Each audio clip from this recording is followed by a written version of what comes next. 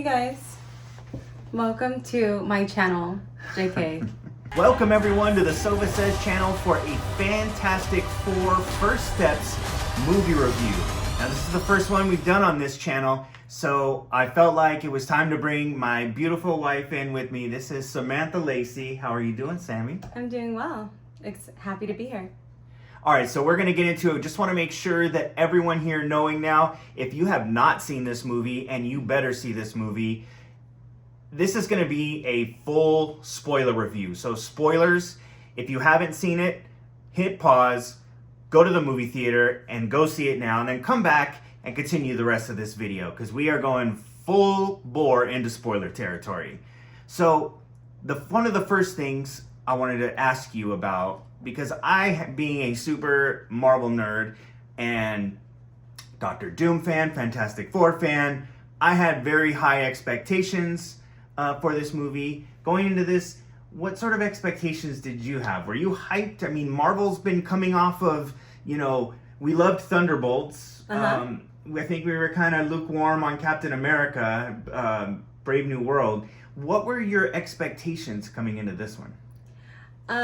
Pretty low, I'd say, because I was there truthfully for the plot. The ladies will know what I mean. I'm just kidding. But no, my expectations were low because I have not been a MCU fanatic or comic book fanatic for decades, like my husband. So I went in with like a clean slate almost. Like, yes, I watched previous Fantastic Fours.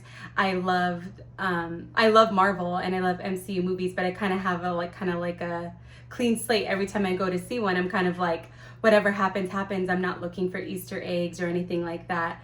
But I feel like you build me up pretty good to like, the bar's really, really high. So expect only the greatest, most incredible movie you've ever seen in your entire life, or post credit, which I'm always, slightly let down by. Yeah, every time. So obviously you brought up the actors right now, and the cast was a big part of this. Pedro Pascal is one of your favorites. His performance, did that work for you? Yeah, I can watch Reed all day, every day. I feel like he lived up to all of my expectations. Okay. Yeah, and I just think that the dynamic between Sue and Reed was really. I feel like this movie was geared around family unit, and I think that this film did a really good job of like giving it that kind of wholesome feeling, and I could see their chemistry, and I just Reed just seems like this kind of very analytical, very a genius, if you will, but also kind of like has no common sense. Like, read the room, buddy. Go build your own crib. Like, do it. But I think he means well, but he just has to save the world. You know what I mean? All the time, probably. He's just a genius. Yeah, I thought he did a really good job. A lot of people I've heard, it's kind of, you either loved him or you hated him, whether he embodied like the genius side, the aloof side of Reed Richards from the comic books and some of the films. But I thought, he played the character pretty humanely and had this sense of guilt that he carried throughout the film. And you could tell that a lot of his decisions and the plot moved around his guilt, still feeling bad about not being able to protect them and what happened to them in outer space when they got the powers that they have. For me, on the other side, I thought Sue was a huge part of the movie. Probably did much of the heavy lifting. I was one of the people on the internet when it was fan casting and those things that was screaming for Vanessa Kirby to get this role. When I saw the movie Hobbs and Shaw with her and The Rock and Jason Statham, that was, for me, that was it right there. It was like, it has to be Vanessa Kirby the next time they do Fantastic Four, because she had a strength, and I thought that she would just be able to play every aspect of the role. Joseph Quinn, another one of our favorites from Stranger Things, as the Human Torch.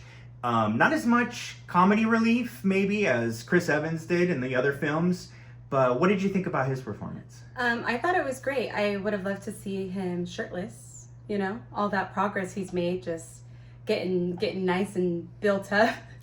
I love you, Johnny! Johnny and Ben, when they're in the sky dropping, they have like really cool banter, and I feel like that was something you saw in previous films. That was cute. It kind of tugs at your little heartstrings, and I thought that the writing wasn't. It was really good. I was kind of nervous it was gonna feel a little like Chat GPT, because some of the lines I did in the beginning was like, ooh, ooh.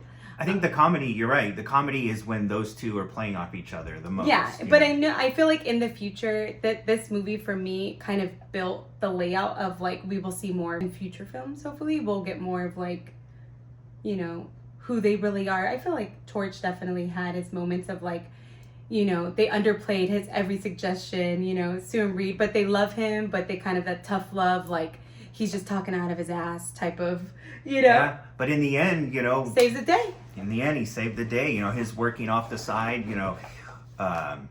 figuring out Shalabal's native tongue and being able to turn that and against her to kind of wake her up in a situation towards the end of the movie. That was a big turning point. Now, speaking of, the Silver Surfer, Marvel, and Matt Shackman, the director, went out on a huge limb, I think, choosing the Shalabal version of the Silver Surfer instead of Norrin Rad, the male Silver Surfer. What did you think of her performance and some of the effects? I think the effects, for me, anytime the Silver Surfer was on screen were 10 out of 10. They were uncanny how realistic they looked. Boy, she stressed me out from the very beginning. But some of those chase sequence when they're in like going towards the black hole, I was like, oh, this is probably this is like giving like cinematic like Black Panther vibes. Like this is like the most badass scene. Like whole scene was just incredible. And the way I just feel like she killed that role like big time. Yeah, I had the opportunity to see the movie a second time the following night in IMAX 3D, and any of the Silver Surfer scenes where she's surfing and along like the lava and through the stars, all that stuff is top-notch 3D animation. Incredible. And anytime that the intro of Galactus in 3D, the depth, and seeing him in IMAX, and if you haven't seen it in IMAX, go see it a second time in IMAX, because every inch of the screen deserves how big Galactus is. And Ralph Ineson's performance is amazing. His voice was perfect for what they were doing and what they were trying to accomplish with that world-eating, intimidating hunger. Exactly, the hunger. I thought that Galactus was so scary. I feel like this, I was scared. I was stressed. I was like, my heart was racing. I was starting to sweat in the theaters. I was just like, I feel like it lived up. It was like probably one of the coolest villains I've seen in the MCU. Second to Thanos and obviously Loki, because Loki's Loki, okay? Hold on. We need to start from the beginning. This is a legit, truthful review, right? Sure. You can take me to see MCU films all day, every day. The first thing I'm going to judge in any movie going forward, if I ever do these reviews, can you guess what that is? The music copyrights. Yes. So just from the jump, I know we're already jumped ahead to like characters, dynamic, this very supportive uncles. I feel like that I was already sold when they opened I don't think it was the first like clip or what have you, just the first couple minutes you're getting introduced with I think it's Ugum Bugum, Brenton Wood, oldies, and I feel like a movie can be mediocre, but if the copyright like music is there and the production is willing to pay for the music, then it's going to be great. So it already made it, if I'm going to just rate this movie off the jump. You were locked in. I was locked in at like a solid 10.5. I'm not going to lie. I was like, okay, I see Pedro. I see Reed and Sue, adorable. He's being the typical man, no offense, looking for something that's probably right in front of his face. And the music. So I just wanted to really preface that I will judge. Like, I feel like some movies could have been amazing, Wonder Woman, if they just had the music rights. You know what I mean? Especially when it's there's a time sequence in the film. If they're trying to take you to a place that was from a few decades ago or anything like that, I feel like that's where sometimes films become underwhelming because they don't have those those copyrights. So I just want to say off the top, Fantastic Four was fantastic because they thought about their music. Now for me, as much as I love the effects and how Silver Surfer looked and how what they did with Galactus and Ben Grimm's thing looks incredible. If I had to nitpick, if I had to find one thing, it was Baby Franklin's CGI at times. Was a little, could have used a little more refining. And that's still nitpicking. Obviously, there were He's scenes literally a god where they couldn't look like that. Where they couldn't absolutely just use the actual baby for that because either Ben's holding him or he's floating through the spaceship with no gravity. So there were times where CGI was 100% a must, and if I had to nitpick and find something, which that's probably the only thing, that would have been it right there. Yeah. I'd say too, like when Reed goes out after they find out that they either have to like sacrifice their son for the world, and he has like this moment of vulnerability, but I also kind of just wanted to like bitch slap him a little. Like I was like, can you not just be that honest? But because he's, I'd say atypical, maybe he just doesn't have he just can't lie, right? And then when Sue kind of like has to, like you said, she really, carried the film in a lot of ways. Moments, yeah. She goes out with her son and she's vulnerable, but in a way where we're gonna do both. We're gonna save the world, but also drawing back in that at the end of the day, like, and I feel this because I'm a mom, there's nothing I won't do or, for my daughter. So I got it. And I feel like that's what's gonna like really tug at people's heartstrings, because there's an incredible scene and the city's there and it's just like, my eyes welted up and I just was like, oh my God, this is so good.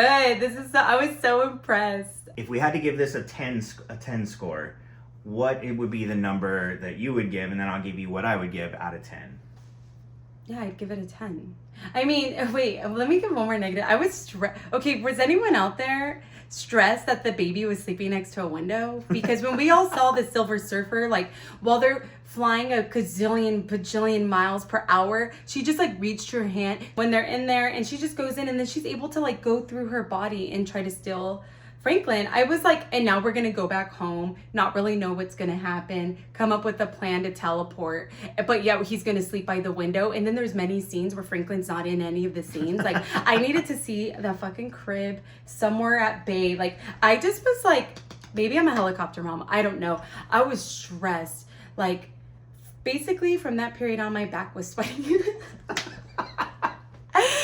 So that would make it, actually let's make it a 9.5, because I feel like I needed more visibility of Franklin, because I knew, even though I didn't know he was going to have superpowers, I looked at Ryan in this movie and I said, I will legit walk out if he dies. Does he die? And like, Ryan hates to give me spoilers. Hates it. And he hates that I ask questions during films. Hates it. But am I going to continue to? Yes. Did he know getting into that? Yes. So I was like, does he die? Because if he dies, I'm out this bitch. I am gone. And he was like, he just probably said no. He probably didn't know. But I think obviously based on comic books and things like that, if they're going to follow them, then they know he does not die. So, and then when Sue dies, again, spoilers. Yep. When he brings them back, I would have been good with her dying. To be honest, I was like, well, that's like Disney coded. The mom's got to die. There's always got to be a broken heart. That would have been very Disney coded. Yeah, but I was happy when he brought his mama back to life, and yeah, it just was so. There was just so many scenes. Again, I feel like this movie was based on like family dynamic. Yeah, this movie for me is gonna have like multiple. It's so rewatchable. Like, Oh yeah. It's such a fun movie. The second act. In this movie, which includes, going to visit Galactus and that chase sequence, which is, to me, the best part of the entire movie. I think I would give it a 9.5. Like, I'm going to watch it several times. I'm going to enjoy it every single time. The characters are great. The plot is great. The setting in the 1960s retrofuturism is really, really cool. It's something we've never seen before. I don't know that we've really ever seen that in anything live action. I'm going to give it a strong 9.5 for me. Are you holding with your 9 or 9.5? It's a 10. Who am I playing? It's 10. Yeah, I was stressed with Franklin being by the window, but that's for my own like inner self. Like that's just me. Yeah, I loved it. Well, that's been our review for the Fantastic Four First Steps. Just want to remind everyone, if you enjoyed what you saw, go ahead and like this video, tell us what you thought of it in the comments, and please subscribe. Smash that subscribe button harder than Ben Grimm would Dr. Doom's face. Thanks, everyone. We'll see you on the next one.